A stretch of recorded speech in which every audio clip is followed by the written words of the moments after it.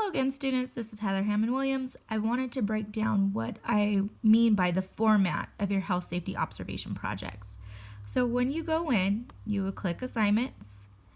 You would go to your health safety observation folder. I showed you that in another video. You would scroll down. This is what would pop up. The sample write-up with my feedback right here. This one is going to be very helpful for you to see what I'm talking about when I give you the feedback. I already clicked on it, so I'm going to show you what it is. So this is kind of the format of the paper. The first page would be a title page. I want you to really note how the running head and the title is.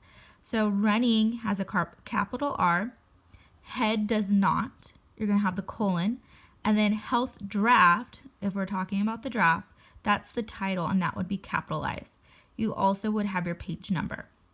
You would have your name, the assignment name, or your name, the assignment name, the class, and the date.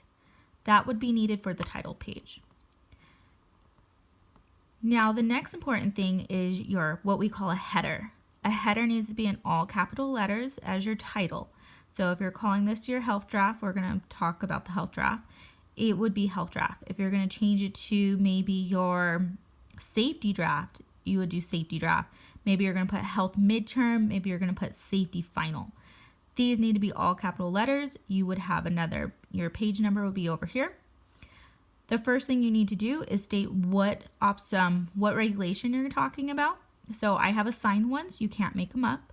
Every semester is different. So I'm going to go over the daily inspection for illness.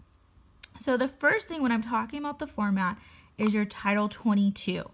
Title 22 is the regulations that in California we have to follow. So you're going to go, I have the specific article and I have the specific page number that you're going to have to go find. I'll show you that in another video. What you're going to be doing and what's crucial for your points on this part is you're going to be citing from Title 22 about that particular regulation, and you're going to be putting it in your own words. You're going to be explaining it. So it's very important that you're explaining it. You need to cite an APA. I have samples online so you could see it.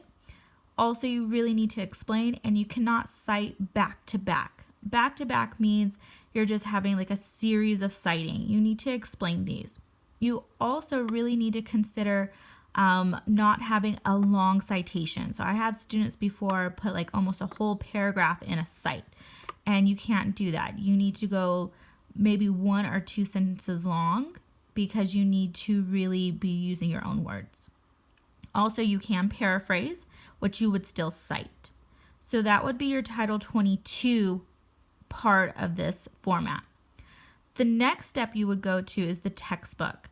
So the textbook information, you're going to go into your textbook and find about that particular regulation you're focusing on.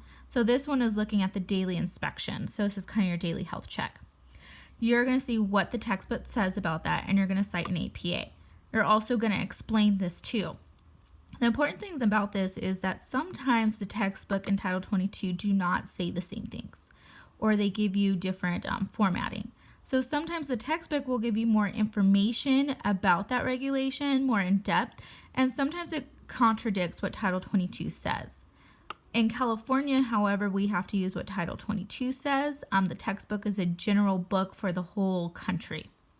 So important thing about that is to state exactly what you're finding in your textbook. You need to cite an APA, and you need to explain your quotes too. So the next part is your observation. I'm going to give you a more in-depth video on observation too.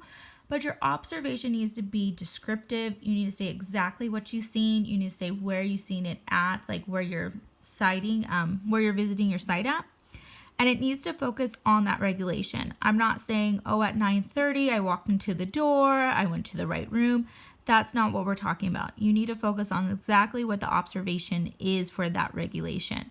So for this one, we're doing daily health check. You're going to tell me exactly what the teacher did for a daily health check. Did they do it right when the child came in?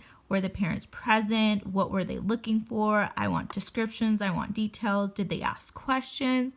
If they ask questions, you need to quote the teacher. So that's very important. I'll do another video on more detail on observation. The next part after observation is your analysis. Your analysis is worth a lot of points, so I really want you to really focus and take some time on this. The analysis, a lot of students often think that this is, they're just repeating what they said. And in a sense, you're just integrating your Title 22, your textbook, and your observation together. So the important part on this analysis is you need to cite Title 22 in APA and explain it again, and you need to cite your textbook in APA and explain it again. You're also going to be connecting your observation to what Title 22 and the textbook are saying. This part right here is where you can talk about if the textbook and the Title 22 are saying the same things, or are they contradicting each other. So you're going to really dissect them a little bit more. The key thing to get full points is to cite in APA Title 22 and the textbook and include your observation. You don't have to go like copy and paste from the observation section. That's not what I'm requiring you to do. What I really want you to do is you're going to show me how you're connecting the observation.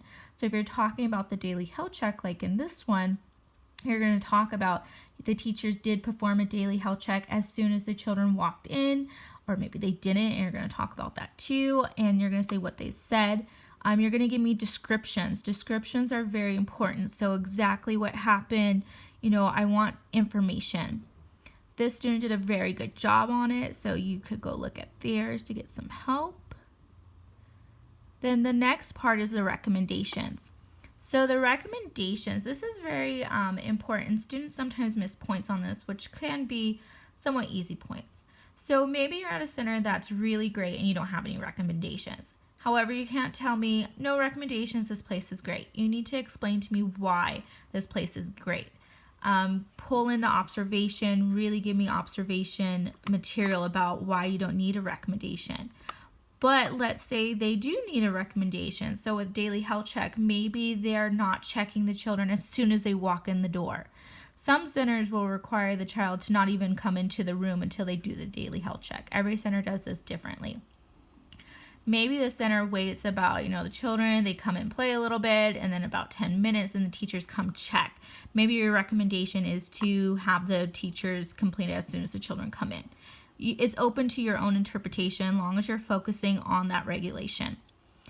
Now, the last part is the conclusion. The conclusion is very important because you're going to be talking about what you've learned, what's important about that specific regulation. This needs to be about a paragraph in length. So I want some details on what you've learned about it, why it's important, and focus specifically on that regulation. Then you would start the next regulation and follow that format. So you went through the daily health check. Maybe you're going to go to the isolation of illness next. You're going to need to go Title 22, the textbook, the observation, the analysis, the recommendation, and the conclusion. Then you would start on the next regulation. So this format really helps students to get all the points that they can. So please follow the format. And then after you go through all your regulations, you're going to have a reference page.